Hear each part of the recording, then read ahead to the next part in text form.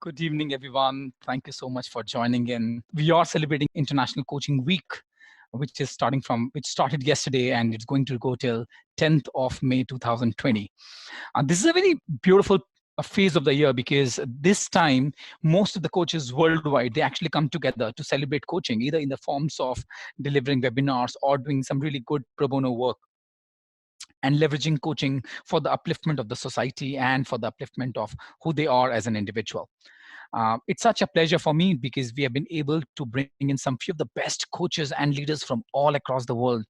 And we've been able to gather some really pull in the market. So if you look at on an average, there are 100 people who are going through these, hundreds of people who are going through these webinars that we have been organizing. Now today, I have a very special guest. Her name is Nadezhda, and she's popularly known as Nadia. Nadia is from Bulgaria, and every time when you speak to her, you will find either she's looking forward to learn something during that conversation, or she's going to impose a question at you that will make you think about yourself, the way you look at life, the way you look at business, the way you look at relationship, something or the other. One simple question that comes from there would make you introspect within yourself so that you can learn something from that. I remember during one of those conversations that I was having with her, she said something really beautiful.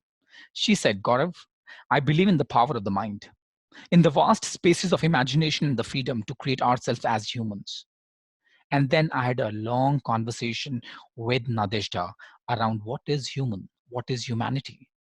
And if you visit our website called www.xmonks.com, which has been instrumental in putting all these webinars together during International Coaching Week, we have spoken about that humanity is our religion. Now, let me tell you a little bit more about Nadezhda. Nadezhda is from Bulgaria. She has been a practicing coach for over 10 years now. At the same time, she is a faculty with Ericsson Coaching International. She is a professional certified coach. She leads program around high performance team coaching.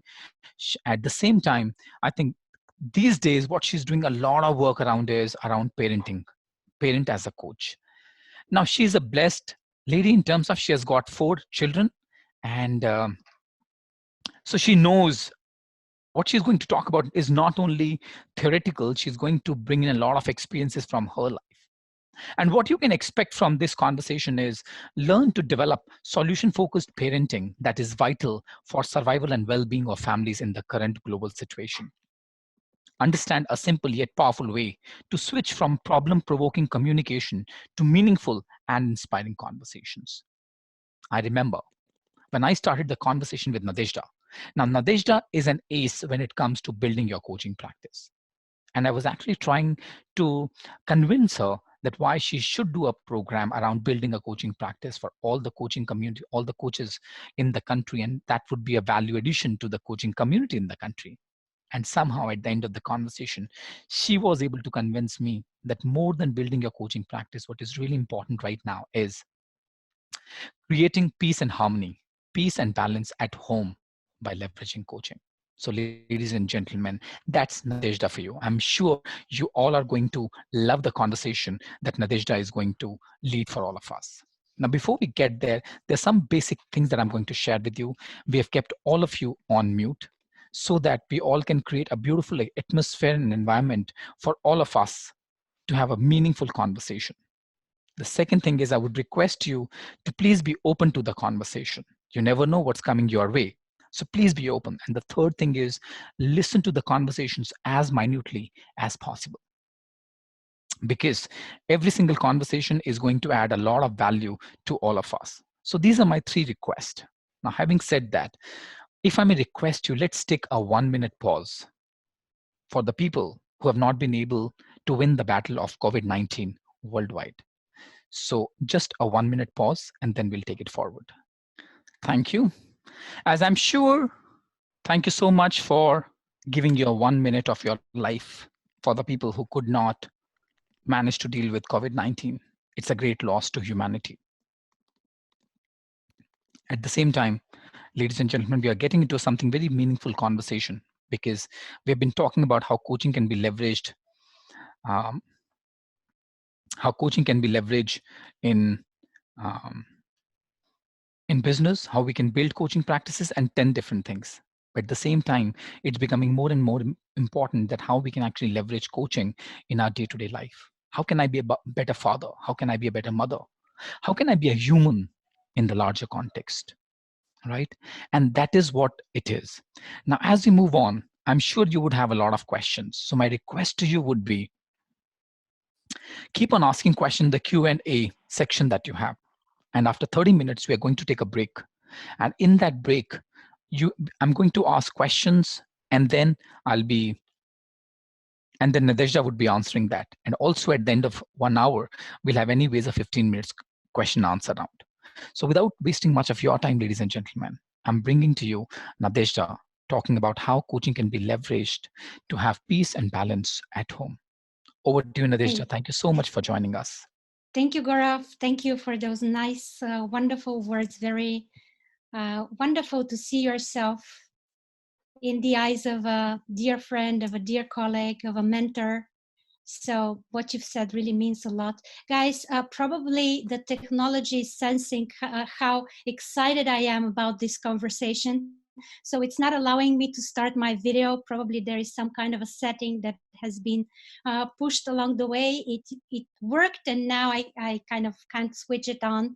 So I would not waste time for showing my face, because I really want to have a conversation with you. I want to have a conversation with you around coaching, but more than that, around those things that Gaurav already mentioned are truly important to me: peace, balance, joy, and sensing life as it's meant to be, as an adventure, as a great experience.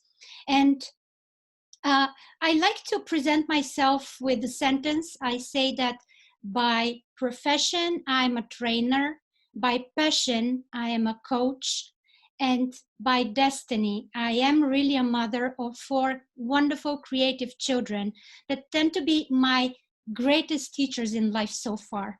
So it's probably it's not by chance that I am now leading this program called Parent as Coach, developed by Dr. Melanie Atkinson and delivered by Erickson Coaching International.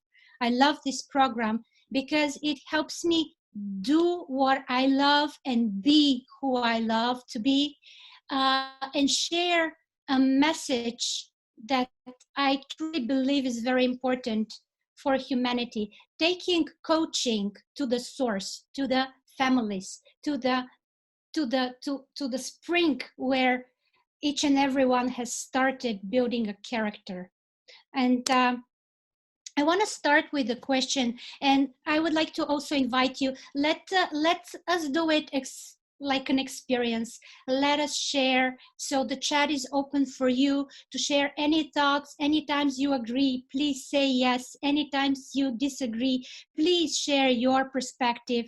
And yeah, let's make it a conversation, even though we don't see each other. I'm sure we are now creating this wonderful space where we could feel each other. So my initial question, that I actually have been asked by many participants in our trainings: can we coach family members? Can we coach family members? So in the first part of my presentation, I will talk about this, the answer of this question first, because there are many different versions out there, and different schools teach different things. ICF has an opinion on, can we really coach a family member? So I invite you now, quickly, you could type your personal answer in the chat now, depending on where you are in the moment and how you understand coaching and being applied at home. So I invite you, answer this question for yourself now. Can we coach family members? Yes, no, maybe so.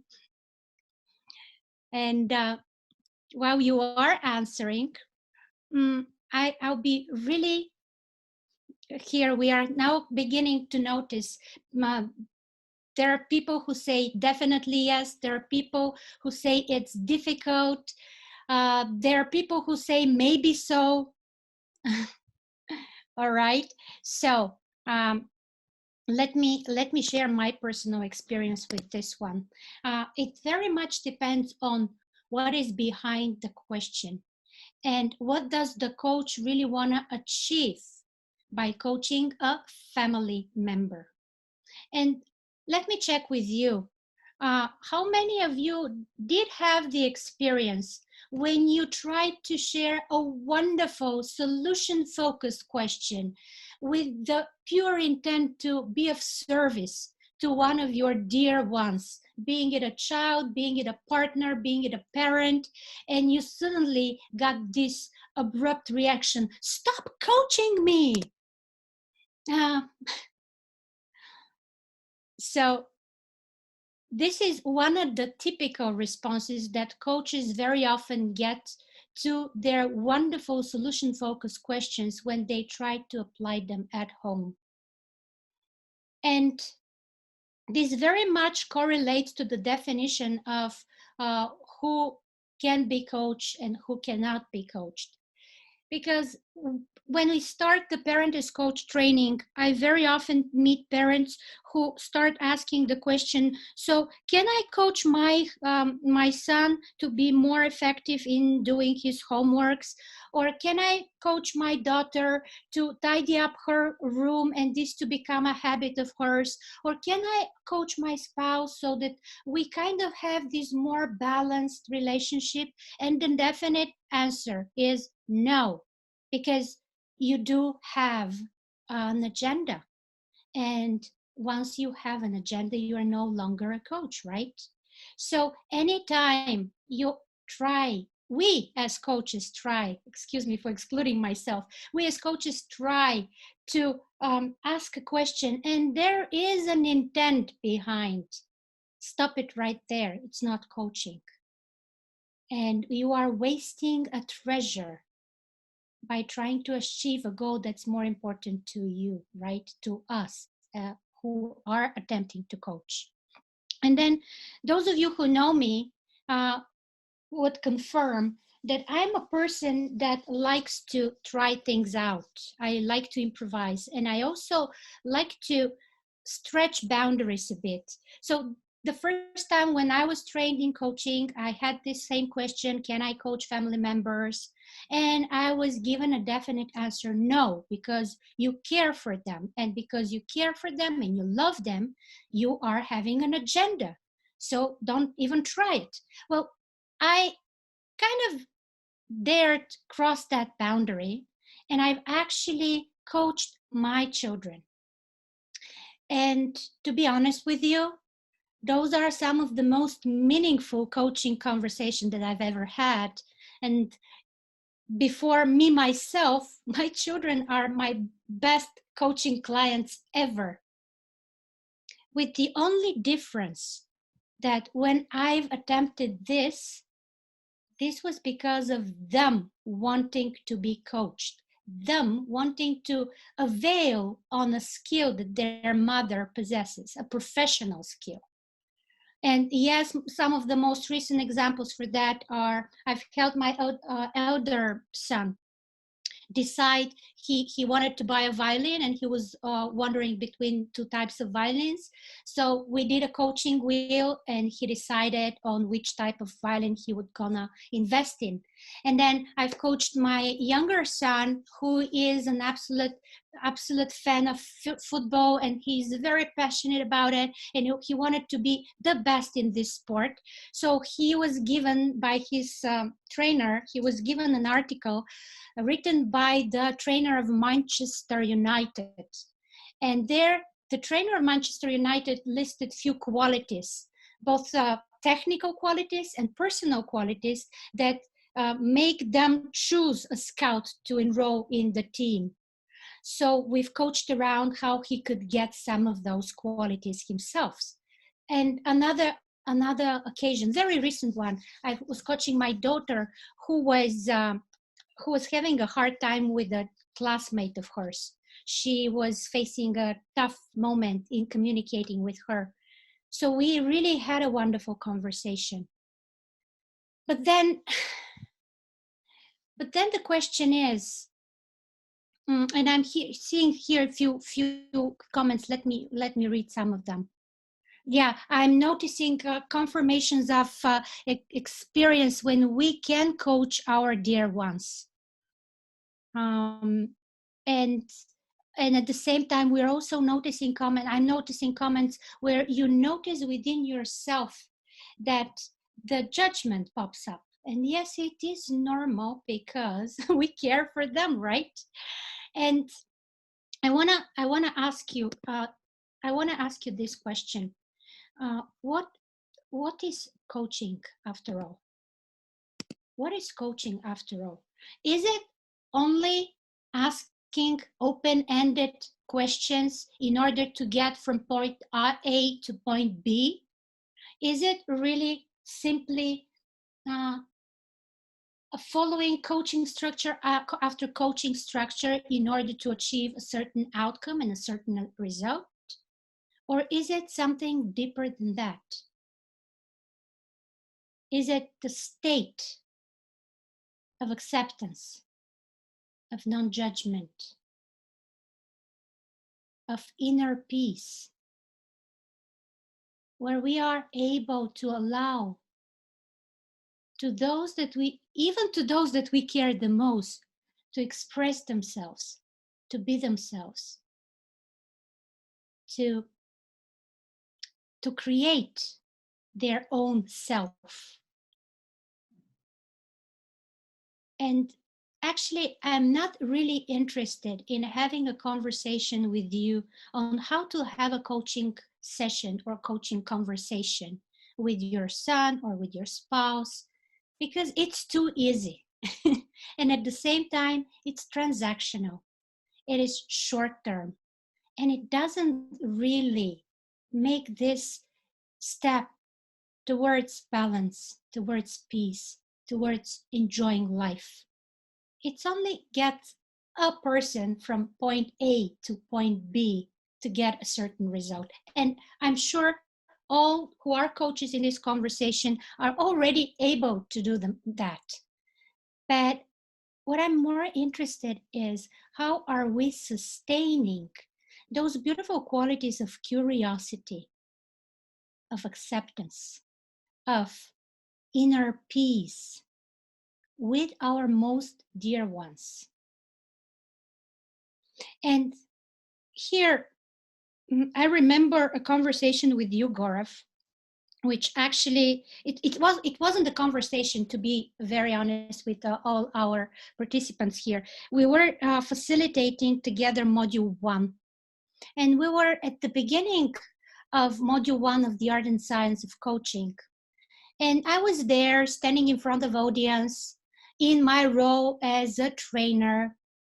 And here I am hearing Gaurav say something that actually twisted all my perceptions, not only around coaching, but around any role in life. And the sentence that Gaurav, you said then was, how you coach is who you are. And who you are is how you coach. And I've been playing with that sentence ever since, substituting coach with many other roles. How you lead is who you are. How you parent is who you are. How you partner with your spouse is who you are. And who you are is how you do anything in life. And this is actually the conversation that I am truly interested to have with you all, because that's the conversation that is really meaningful, especially now in this time of a kind of global anxiety. And where I want to move next is in a conversation that is, well, let me pause here and say it in another way. It is more easy said than done. It's more easy to talk about acceptance, not judgment, and peace, and happiness, and balance, and joy, than really be it and experience it from inside out. And the reason so is that in the world, there is a virus. And this virus is not the coronavirus. It is something that each and every one of us has within, is already infected. And it's a matter of awareness and consciousness in order not to get ill and not to spoil our lives. I want to talk to you about the virus of fear, because we are now protecting our bodies and the health and life of many others. And at the same time, we are constantly exposed to this one. But let me make a pause here and probably see if there are comments and questions. Gaurav, if you'd like to recap up to now until we move to our next part of the conversation. Definitely, Nadia. Thank you so much. Ladies and gentlemen, in case you've got any question, we'll be more than happy to address that. Coaching is providing space to the client for introspection, reflection, realization of a clear pathways towards his or her goal, possibly in a stimulus. There's one question, Nadia, that one of the participants is asking. The moment you are coaching your son or your daughter, there's a possibility that you might get triggered. How to deal with that? Definitely. That's why I said that the first answer to can we coach family members is no, just because of it's so very easily for us parents to get triggered by the ideas, by the dreams, by the intentions of our most dear ones, right? And we care for them and we have this fear for them. We want them to be well. that's why those are the clients that we can lose our coach position, our coach neutrality the fastest. So look, I don't coach them on anything that I'm afraid I would lose my coach position. Plus I am fair enough with them to tell them when the mother in me jumps in and wants to share something. So before being a coach, I'm a human first. And before them knowing me as a coach, they know me as their mom. And that's the only road that I would never, ever give up, with all its drawbacks, including fear. So I'll be sharing from which perspective I'm talking to them at the moment. Am I talking from the perspective of curiosity, or am I talking because a fear emerged, an anxiety appeared, a concern of mine is now trying to be turned into a question and is having some difficulty emerging in a coach-like manner. I don't know if this answers. It does, Nadezhda. And there's another question. Now, has it happened with you? Just let me read it properly. Okay. Has it happened with you that your own fears have come in the way while coaching the other person?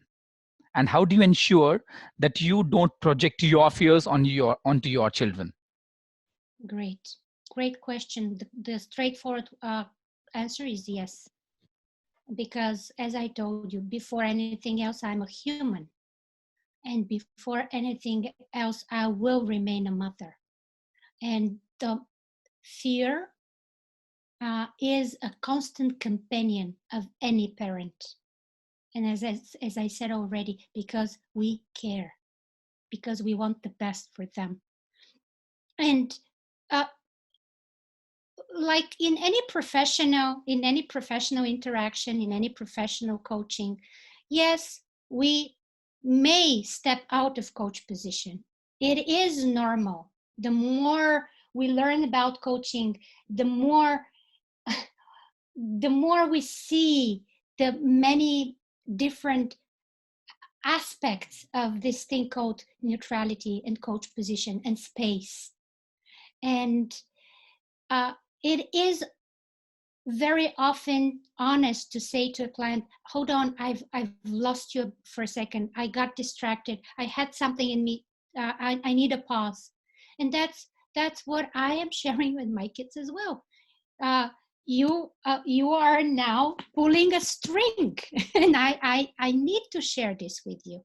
And we could discuss that later, but let's move on. Let me see where you want to go, what you want to create, how do you want to show up? What are some of your ways to get what you really achieve? And again, guys, I don't agree to coach my children anytime about everything. If they are stepping certain boundaries, well, I'm not a coach. I am then a positive disciplining parent. And I am juggling with all those roles as per my intention, as well as their demand. Hmm. Hmm. Two brilliant questions coming your way, Nadezhda. The one is, the stand of a parent is generally in conflict with the mindset of our children. How do you deal with that? How do you connect with them? Hmm. You know what? Hmm. Beautiful question. Can you read it again, Gaurav? The stand of a parent is generally in conflict with the mindset of our children. Hmm. How to connect with them? Hmm. That there is a very strong belief in this statement. Um, there is a beautiful poem by Khalil Gibran, and he says, um, I'm sorry, I'm not having it right in front of me, but he says that you could share your thoughts with your child, but your child will never have the same thoughts as you, because they belong to the future where you could not even dream to have a glimpse. It's the poem of Khalil Gibran for the children. And also, I believe it was Confucius who said, uh, don't try to teach your children things that you learned during your life, because the life that your children will be living will have nothing in common with your life. This is Confucius, guys. He used to be, he lived hundreds of thousands of years before us. And he said that.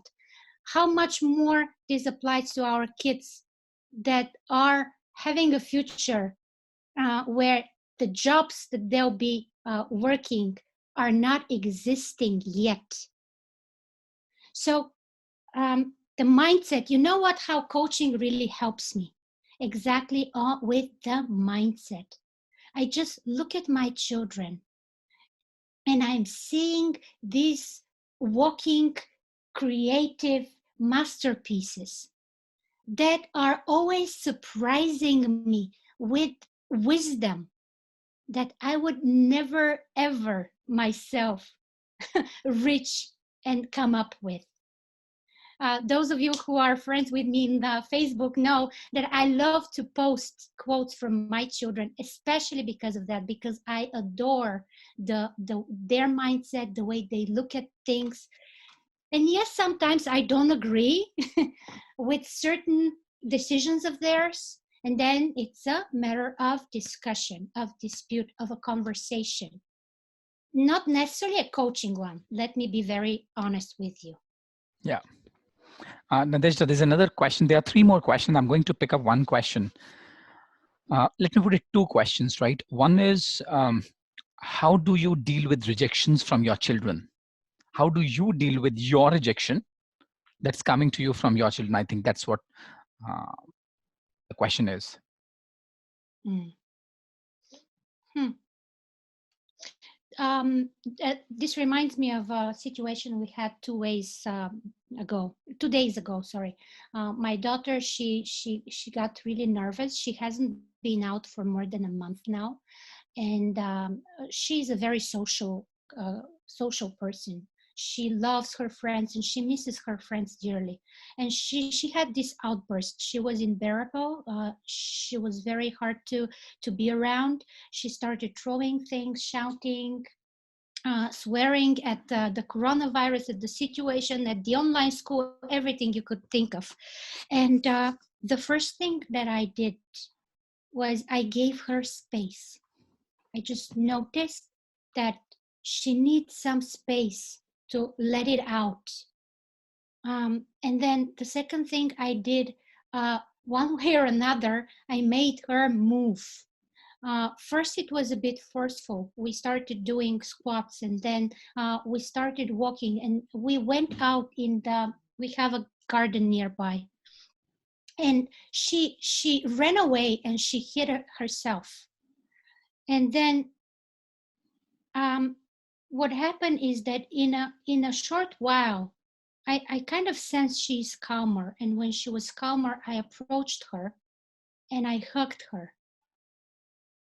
It was a moment of shift. She was resistant at first, but I kept her in my arms, and she was fighting a bit, but I kept her in my arms. And if you were there, you could see her melt, as if melting.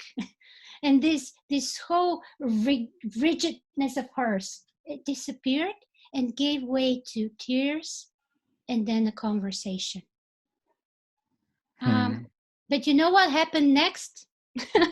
A day later, I had a moment and I was pissed off and I was throwing things because I was not able to get a document straight and I was missing a deadline. And she gave me space. And she, when it was safe, she came and she hugged me. And then we had a conversation. So that's how we do it at home. Thank you for being so vulnerable, Nadia, and sharing something so personal that it's okay, even if we are coaches, does not mean that we might not get pissed off or we might not be throwing tantrums. And that's where the way we are showing up as a father, as a mother, it would get manifested in the way they are going to deal with us. Mm. Let me share one more question with you. The question is how to suspend my thoughts. Now, let me just paint a scenario for you that here is a father. In his mind, there's a conversation going on that I exactly know what my daughter should or shouldn't do. Mm. Why wouldn't she listen to me? Mm. Now, if that's a conversation going on in the father's mind, and the father's question is, how can I suspend my thoughts while I'm talking to my daughter? Hmm. Beautiful question. And Gaurav, with your permission and with the permission of the person that asked that question, may I continue with the presentation? Because I believe that the answer to this question is exactly in what we're going to talk right now. Please go And ahead. and If and, it if and this, yeah. if it provides an even well structured answer, I'm looking forward to that. And I'm just taking the liberty of the person who has questioned this because I know he's not going to go anywhere. He's a very dear friend. So I'm just taking the liberty, Bhaskar. Hmm. Thank you, my friend. Beautiful. I'm now trying to once again try with the video. It's not working, unfortunately. Hopefully by the end of the session, I'll be able to show my face to you as well. But here it is. This question, there is probably, I'm making an assumption here, but there might be some kind of a fear that she won't listen to me. Well, there might be this fear of she's not respecting me, or she's becoming a disobedient child, or she might do something that's dangerous for her. I'm talking about the child. I don't know if it's her or him. But there might be some kind of a fear sneaking in. And I told you fear is a dangerous virus. And at the same time, fear is a dear friend. Thanks to fear, we human species are where we are at the moment. Because fear helped us move fast away from danger or fight it back so that to survive. When in fear, our body floods in with noradrenaline and cortisol, and it triggers an immediate reaction. So when the question comes like that, how to suspend my thoughts? Well, this is too much to ask from yourself, my friend, because when in fear, it is actually the process is already triggered, and you only can notice your reaction and accept it, and only after that you could analyze it to see what's behind the fear. Because what is different between Fear back then in the early years of humankind and fear now is that the threats are no longer material. It's not the tiger or the dinosaur. These are intellectual threats. What if this, what if that? And we are making up our own movies, of our own horror movies. And with this, what we are creating is a spin in our own heads. And when one thought keeps spinning in our mind, especially if it's a negative thought, it it gets us into something that I call a vicious devil circle. So let me show it to you. Once we pay attention to our thoughts and start turning them over and over again in our head, we start chewing them as a chewing gum, right? And at that point, we dissociate from hearing the birds singing, noticing the green leaves of the spring, seeing this smile of this child of ours, or sensing this beautiful feeling of peace within. We dissociate and we subconsciously choose to chew that gum of negative thoughts of what if this and what if that. And when this dissociation happens, uh, there, there, there is a gap appears, something like a sense of loss. Something's missing. Life's not meant to be like that. I thought that getting married is the most wonderful thing in life, and here we are quarreling with my wife. And I thought that having children is the most joyful experience any human can have, and here we are arguing and blaming and shaming each other. That life's not meant to be like that, and there's this gap opening up inside. And what we do subconsciously, we try to fill this gap with quick fixes.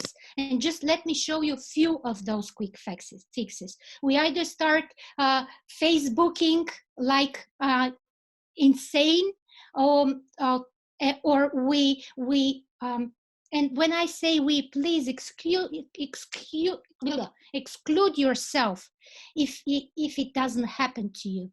But some tend to smoke more or drink more. Others tend to find they try to stuff themselves with what's left in the refrigerator. And to be honest, some people like me, we tend to get into our default, which is work, work, work. One more task, and this email and that document, because we are safe there, because it feels good to be successful in something that we know well. And this switches off the inner dialogue for a while. The quick fix gives that quick dopamine, but the duration of the dopamine expires very quickly. And then we get some more of this quick fix, and more and more and more, and it leads to addiction without filling in the gap. And what happens? What happens is we get grumpy. We get grumpy at ourselves, at our kids, at our partners, at the work. And who likes grumpy people?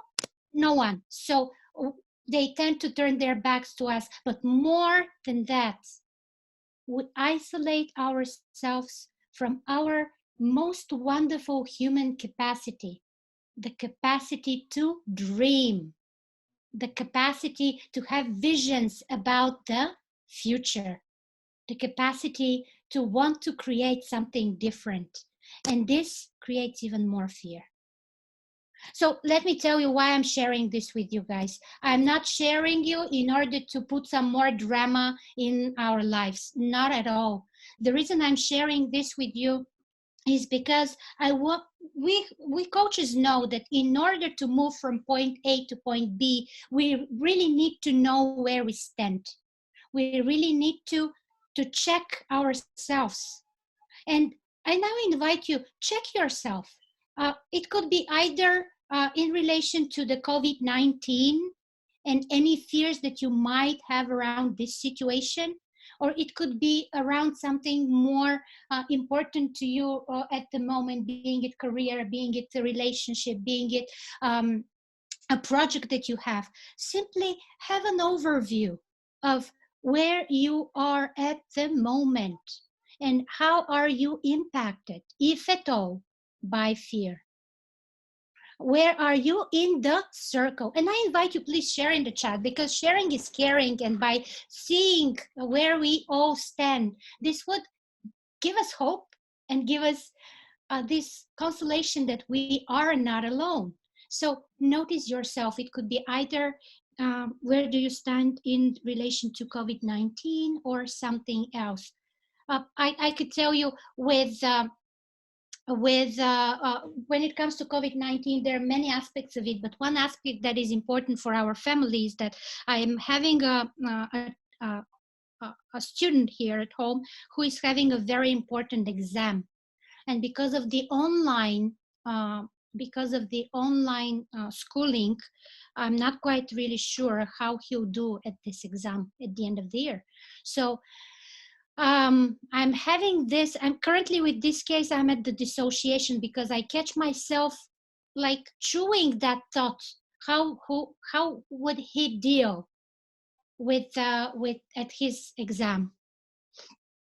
And those of you who share that they are actively working and very occupied, I want to invite you to check yourself. Is it because it is a choice of yours, or is it because it is a reaction to what is coming your way? Is it because you are creating something, or is it because you are playing a tennis game with life, trying to push back all the balls coming your way?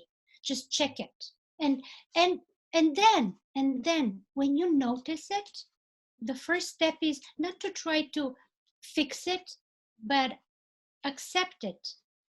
Because Viktor Frankl, in his book Man's Search for Meaning, wrote that fear can be fought only when accepting it. Mm-hmm. And I'll, I'll, I'll, I'll move forward. Actually, I was thinking of making a pause here, but I'll move forward here, and I'll go to the next part of this presentation, hopefully to the more positive one, because I think enough of drama have been created already. And I want to share with you. Yeah. In fact, you know what, Nadezhda, as you're sharing this, we have people who are saying that, you know what, I'm actually enjoying my time with family, which I could not do much earlier before COVID-19. So these are absolutely two different spaces that we are holding. One space is operating from a space of either some kind of grumpiness or some kind of fear, some kind of anxiety or some kind of rejection, resentment. One is that. The second one is where you are actually making the best out of by staying at home. You're actually connecting with your family members, you're connecting with your friends and enjoying your time. So thank you for sharing this. Over to you, Nadezhda. Absolutely. And here's the thing that I want to share with you. Fear is an enemy when we don't know how to treat it. And fear is a best friend when we notice it, appreciate it, and use it as a signal that something very important has been threatened. And here, these comments that Gaurav just read are just an example of this. Because now this isolation provides us with the opportunity to stay home and enjoy what really matters to us. So in order to move past the fear cycle into the what I call the spiral of creativity, there is one very easy coaching exercise, by the way. So what I would like to invite you all is to join me and let us do this exercise together. And the exercise is to the following. I'm so sorry I don't have the camera on to show you, but what I'm doing right now is I am looking at my hand. It doesn't matter right or wrong. Just look at one of your hands. Put it in front of your face at a distance enough for you to see the whole hand and feel comfortable. And what I want to invite you now is to, on each of your fingers, name one thing that's really important to you, that is really important to you, without which your life wouldn't matter as much. Uh, I like to joke that when I put the names of my children, I'm left with one finger and I have to split it between my job and my husband. So usually I'm cheating with one more finger to add the things that are truly important to me. But anyway, it could be health, it could be career, it could be mm, probably I'll share mine better than just coming up with different. So mine are connection with the divine, um, uh, connection with my children. Then it is connection with my body. Then it is standing in contribution. And the last one is, I forgot it because I got excited. Anyway, I hope you have yours. And those of you who want to participate with me, please share yours in the chat. And I'm trying to see the chat as well. So what are yours? What are some that are appearing in the chat, Gaurav? Because I can't see it right now. It says, I love this lockdown because I could connect with myself. I've been able to start my painting. Somebody's saying that I'm enjoying my time with my family. It's saying joy, family, career, spirituality, and cleanliness. There are two people who have raised their hands. So one is Varsha. Varsha, if you can just type either you have a question or a comment to make. If you can just, in case you've got a question, write a question, the question answer round. In case you've got a comment, you can type a comment in the chat box. Yeah, so this is where we are. Great, super. So let me tell you, now that you have those 5 most important things that are anchored to your fingers, we get to the answer of this question that we had earlier: how to suspend my thoughts. Well, anytime a thought appears, just look at your hand and ask yourself, from 1 to 10, how worthy it is to think that way and act that way.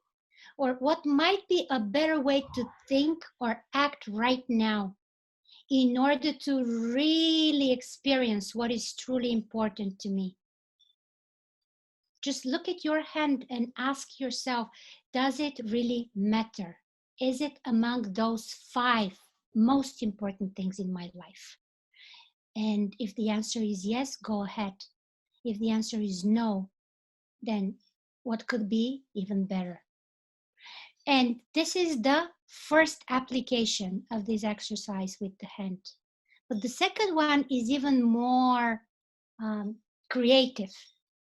I would like to invite you, either now or after our conversation, to choose a dream and relate it with which of those 5 most important things in your life. Pick a dream for which of those 5 people or roles or states that you want to have the most in your life. And anytime you get this anxiety, this concern, this fear, just ask yourself, what are you trying to protect me from here? And how are you contributing to my dream? If you are not contributing, then goodbye, let go, and keep on going towards achieving that dream. If the fear has something to say, just listen to it, interview it, have a conversation, and then decide and move on and act on your dream, not on your fear. Because acting on fear is only reaction, while acting on a dream is creation. I'm seeing lots of comments there, Gaurav.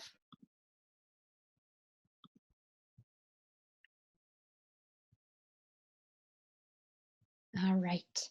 Okay. Yes. So it says, um, Yeah, so people are talking about the five things that you're mentioning about. Somebody has said joy, family, career, spirituality, and cleanliness. Cleanliness is one of them. Then we've got kids, husband, work, health, spiritual health, family, health, God, happiness, and career. A father, mother, wife, elder son, and younger son. I'm not clear whether I'm correct or not. A son, wife, mother, my profession, and my connection to the universe. What if the answer is yes? Connect with at least 20 people who are free to enjoy my list of 5. Okay. And also there's a question that are these the same as my priorities or what I value the most?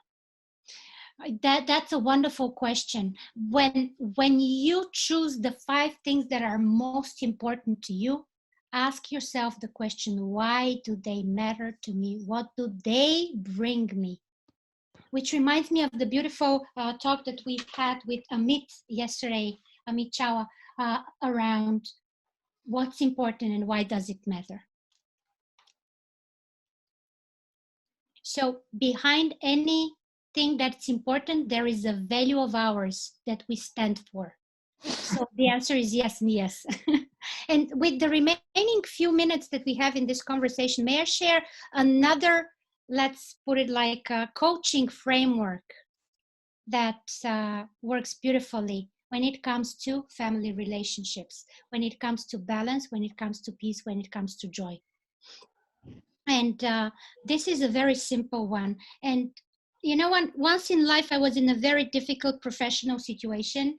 I failed greatly, and I was really ashamed. After 15 years of training practice, I really failed greatly in front of important audience.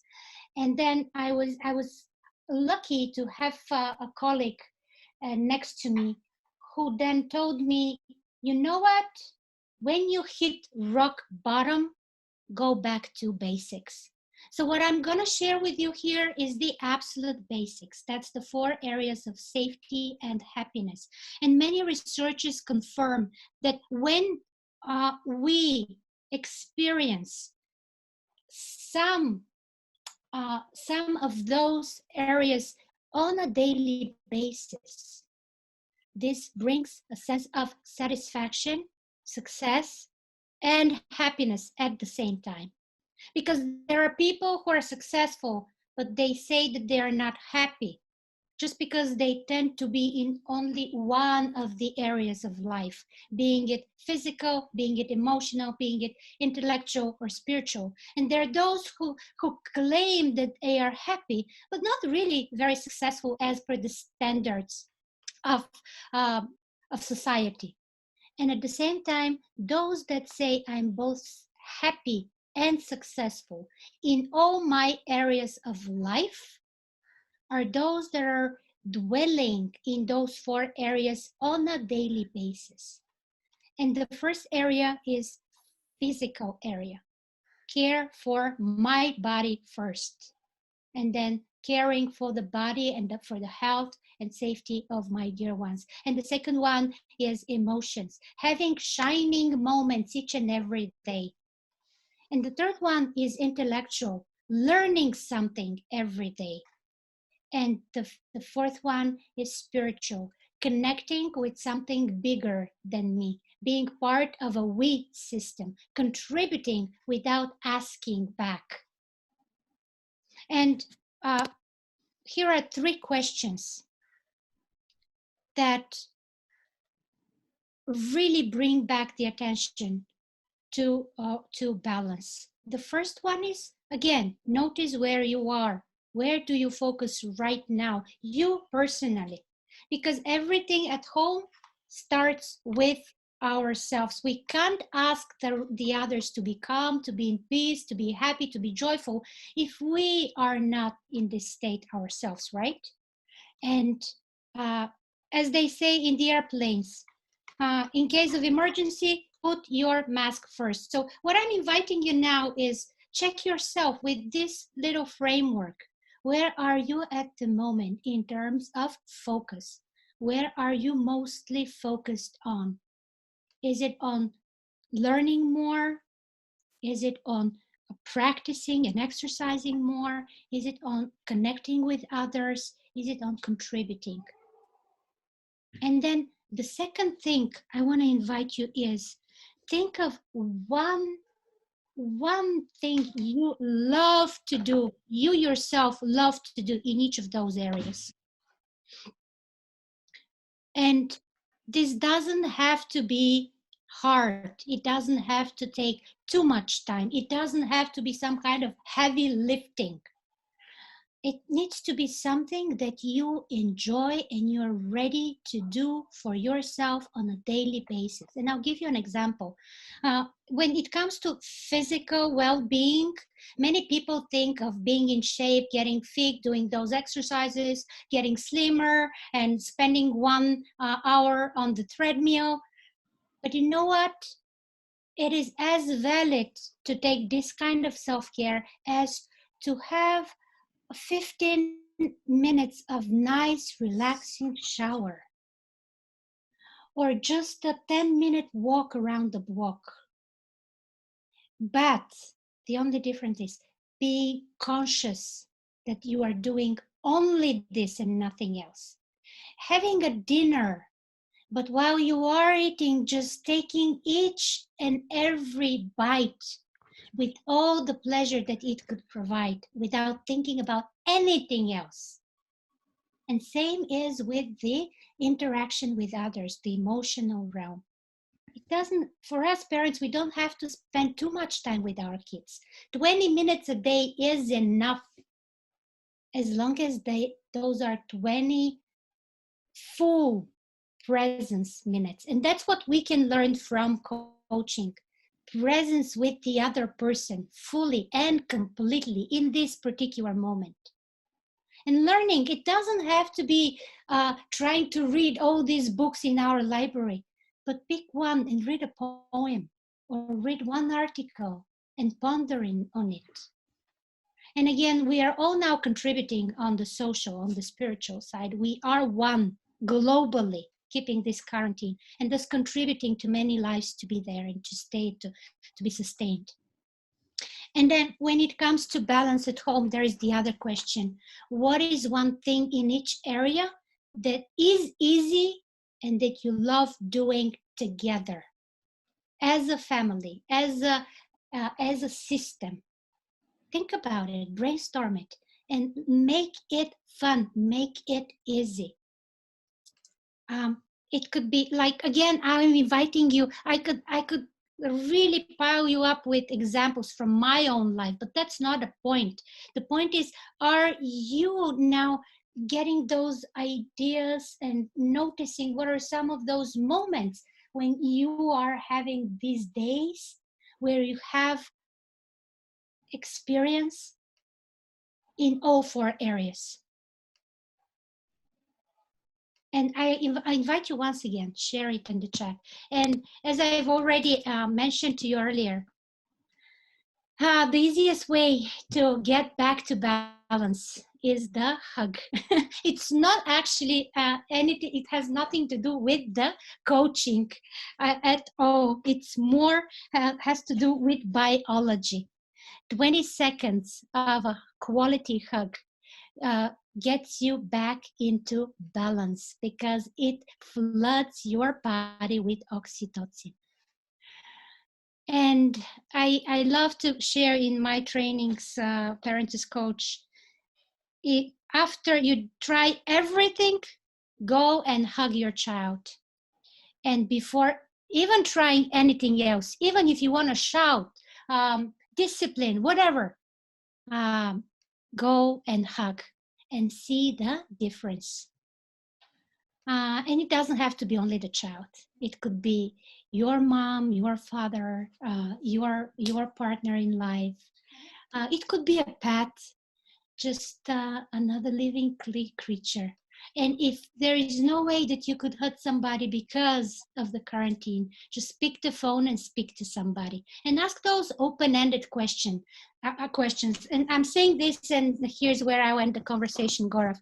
Instead of how are you, simply ask the question, what has been one great thing about your day? Here's when coaching comes. If we attempt to focus our attention to solution-focused conversation by asking, what is the one great thing that happened to you today? What are you enjoying the most today? What is one thing that you've learned, no matter whether online or from a book, that would lead to a wonderful discussion? And just stay curious and not knowing, just as a true coach is, and notice the difference. Fantastic, Nadia. Thank you so much. Now, here, let me just again take a pause and let me ask you this question. From all the people who are right now thinking and listening to Nadia, Nadezhda, what are your thoughts? When was the last time when you actually got connected with your family members as if it really makes a difference? What kind of conversations do you remember that that made a significant difference in the way you look at life, the way you connect with your family members, the way you're trying to bring that peace and harmony and balance into your own life? What does it do to you? What does it do to you? So there are several questions that I've been able to find here. Ah, Gaurav, I have lost the connection for a few minutes. I missed the 5 aspects. At some point, can we repeat briefly? Definitely, Pavanji, we would definitely talk about that. What Nadezhda was talking about is the moment you look at your hand, what are the 5 top priorities that you have that you can actually relate with in each of your fingers? So for example, it could be your mother, it could be your father, it could be your friend, it could be your work, it could be something else as well, right? So what is it that you are connecting with? What is really important to you? Now, before we move on, I would love to listen to your questions, because I personally feel that unless we look at introspecting within yourself, it would only be a theory for us. So how can I actually ask the question that would make me to bring a shift in my life? So what is it that you are doing on day-to-day basis with your family members that's either taking you closer to them, or that might be taking you away from them? It could be a behavior, it could be an unconscious um, disclaimers that you have. It could be something that you say that brings out the worst in the other person. I often tell people that times like this, it's a true test of your character. When everything is going really well, of course you'll be kind to people. The idea is, when things are not going the way you would expect, can you be kind to people then? Can you operate from a space of compassion? Right? When I remember when we were working towards building X monks from scratch, and the conversation went to a really deeper conversation. What we spoke about, that okay, what do we really want to stand for? I don't know from where a word came to my mind. It says we would like to stand for humanity. Right? What do you want to stand for at your place? You could be one of the finest managers, you could be one of the finest leaders when it comes to your work. But the question is, are you showing up in the same way with your family members? So these are the questions that I have for you. Would love to listen to your questions on the chat box. Now, here is a question for Nadezhda. How do I build back trust which has been lost between me and my daughter? She's 22. Nadezhda, what are your thoughts on that? That's a huge one. Thank you for this question. How do I build trust? That's There is so much to that, just notice what, first of all, what are you trusting your daughter for? What are those areas of your personal life when you would allow her to step in, where you would allow to show yourself vulnerable, to show yourself needing her, to show that you can't handle without her, and share, and let it be, without expecting.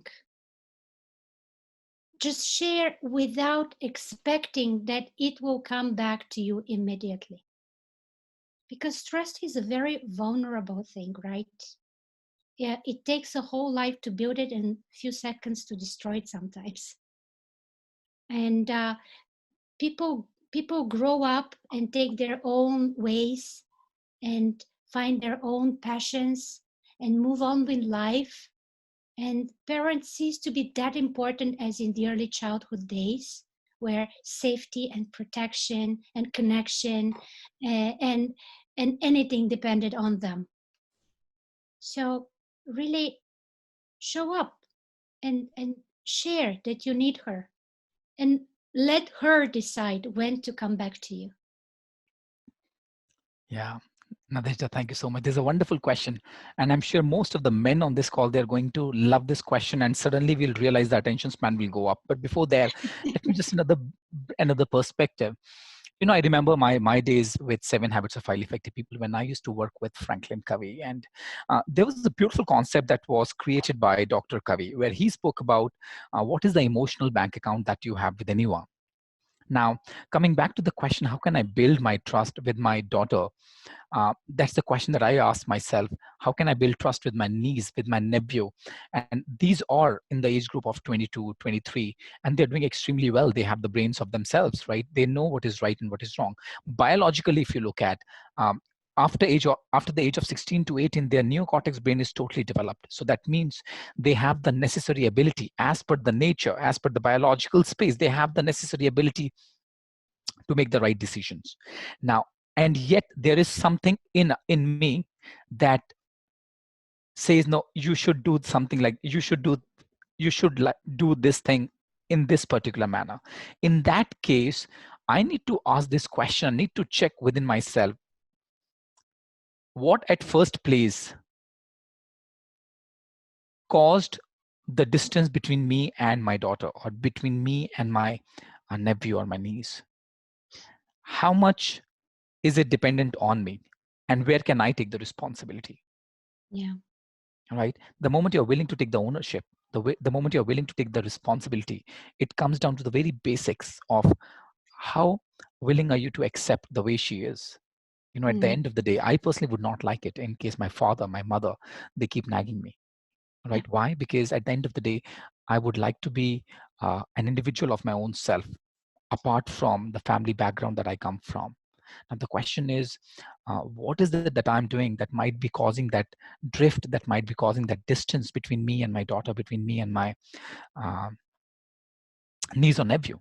Right. So these are few reflections that you may want to have, because the moment you can bring a shift within yourself, the complete surrounding around you, that would manifest. Right. The Absolutely. world is a reflection of who you are at the deepest possible level. So Absolutely. thank you. This is amazing question coming your way. Before that, there are several people who are saying it's a beautiful session. Nadia, you've done an amazing session, and people have joined us from as good as Portugal as well. So thank you so much for an amazing session, Nadia. In our family, we have essential agreements, hugging often and keeping gadgets away in the family and talking time. So thank you, Isha, for breaking that excellent session. See each action and reaction from neutral point. Jayant, in case we can do this, I think that would be a blessing for the complete family. So here's the last question, Nadia, for you. The question goes like that. Burying your own emotions while listening to your child makes all the difference to what your child shares with you. I will not say burying your emotions. I would say being aware of your emotions, and then also allowing your child to share what he wants to share or she wants to share. Now, Nadezhda, there's the last question, and I'm sure all the men will jump onto this.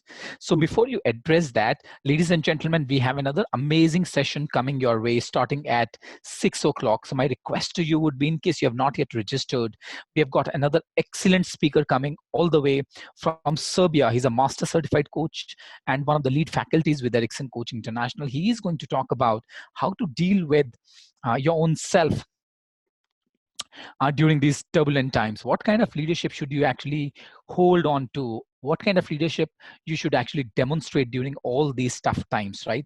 Now, there's a brilliant question coming your way. And Mm. then also, I will say, in case you have not yet registered, please do register for the session starting tomorrow, session starting at 6 o'clock. And also, there's a beautiful lineup of speakers starting tomorrow as well. Right now, here's the last question, Nadezhda. How to stop nagging behavior from wife? Now, this gentleman has not yet mentioned whose wife is that. So I'm assuming that's his own wife, right? So how to stop nagging behavior from my wife? So over to you. Mm. And Back to also, how. Yes, Yeah. and also there's a link that we have already mentioned in the chat box. It says the next session is starting at 6 o'clock by Peja. Peja is a master certified coach. You may want to enroll yourself for this session as well. So Nadezhda, over to you. I'll answer this one, and I also want to read you a story at the end. Uh, we at Ericsson Coaching International have those 5 guiding principles, and we teach them in the parent as child, parent as coach as well. And one of those principles is behind any behavior, including nagging, there is a positive behavior. And if you allow these thoughts to entertain your mind for a while, I'm just wondering, what might you get curious around when it comes to your wife's nagging?